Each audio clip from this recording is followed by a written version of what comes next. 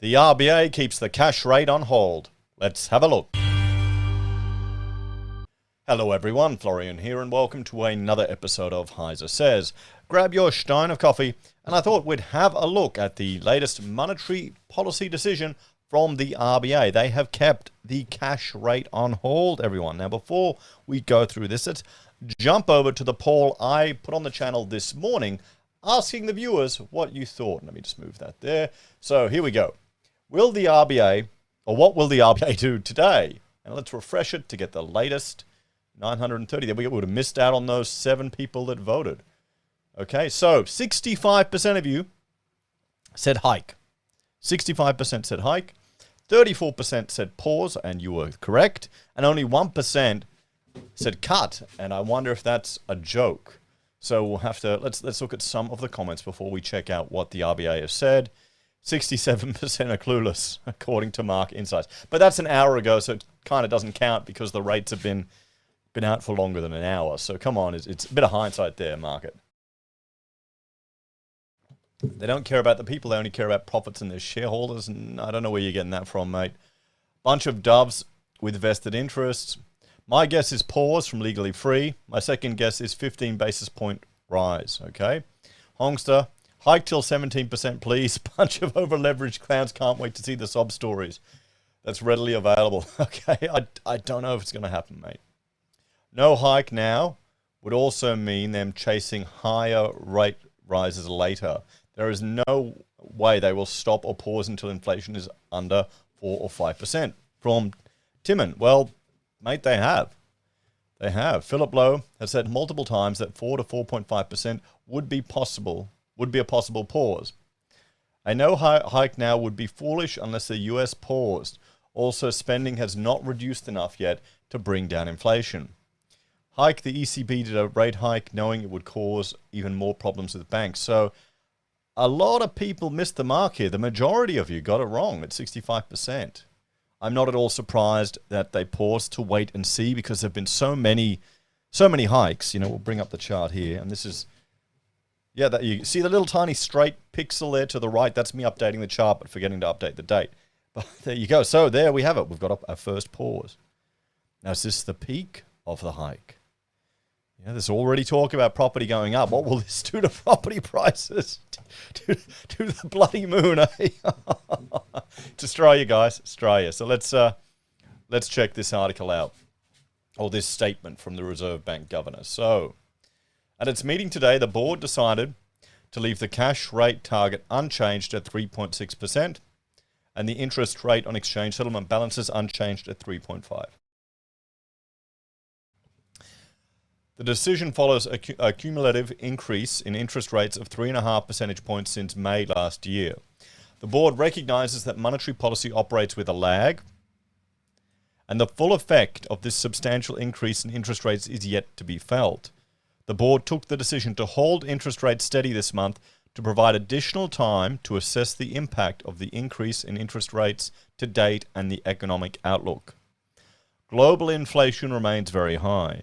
In headline terms, it is moderating, although services price inflation remains high in many economies.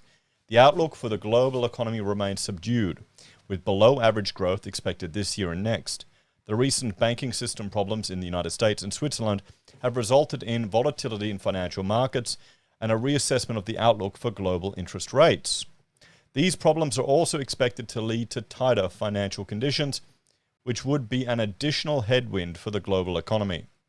The Australian banking system is strong, well capitalised and highly liquid. It is well placed to provide the credit that the economy needs. A range of information, including the monthly CPI indicator, suggests that inflation has peaked in Australia. Okay, so inflation has peaked in Australia. Let's remember this. Okay, remember this one. I'm going to have a shot of coffee. There you go. I'm still recovering. I went out and bought a chocolate bar the other day. I'm off the wagon with my diet at the moment, guys. So I went to the 7-Eleven to get myself a coffee and a chocolate bar. And now that, the block of chocolate is only 150 grams, $7 for one. $7 for one. That's going to get me right back on the diet wagon bloody fast. Oh boys, it's peaked. So hang on, let me adjust. Oops.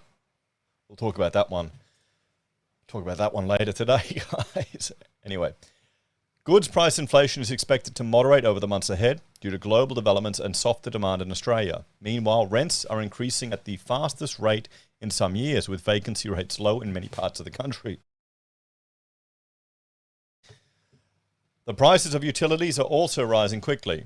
The central forecast is for inflation to decline this year and next to around 3% in mid-2025. Medium-term inflation expectations remain well anchored, and it is important that this remains the case. Growth in the Australian economy has slowed, with growth over the next couple of years expected to be below trend. There is further evidence that the combination of high interest rates, cost of living pressures, and a decline in housing prices is leading to substantial slowing in household spending.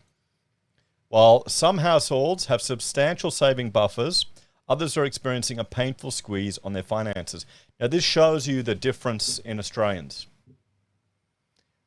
It's funny. You know, I would honestly make the argument that Australia is maturing as a country. We've gone through a period of rapid expansion from a colony to a more modern nation, and that was where a lot of people could jump up the social strata by buying houses, getting land, and getting more opportunities. But it seems to be, well, that's all tightened away now. The labour market remains very tight. The unemployment rate is at a near 50-year low, and underemployment is also low. Many firms continue to experience difficulty hiring workers, although some report an easing in labour shortages, and the number of vacancies has declined a little. As economic growth slows, unemployment is expected to increase. Wages growth is continuing to increase in response to the tight labour market and higher inflation. At the aggregate level, wages growth is still consistent with the inflation target, provided that productivity growth picks up. The board remains alert to the risk of a price-wages spiral, given the limited spare capacity in the economy and the historically low rate of unemployment. Accordingly, it will continue to pay close attention to both the evolution of labour costs and the price-setting behaviour of firms. The board's priority is to return inflation to target. High inflation makes life difficult for people and damages the functioning of the economy. And if high inflation were to become entrenched in people's expectations, it would be very costly to reduce later, involving even higher interest rates and a larger rise in unemployment. The board is seeking to return the inflation to 2 to 3% target range while keeping the economy on an even keel, but the path to achieving a soft landing remains a narrow one. The board expects that some further tightening of monetary policy, so this isn't the end, guys, it's just a breather. Just a breather to the constant bashing we're getting by the Reserve Bank for being naughty children and spending too much money. So it may be needed to ensure that inflation returns to target. The decision to hold interest rates steady this month provides the board with more time to assess the state of the economy and the outlook in an environment of considerable uncertainty. In assessing when and how much further interest rates need to increase, the board will be paying close attention to developments in the global economy, trends in household spending, and the outlook for inflation and the labour market.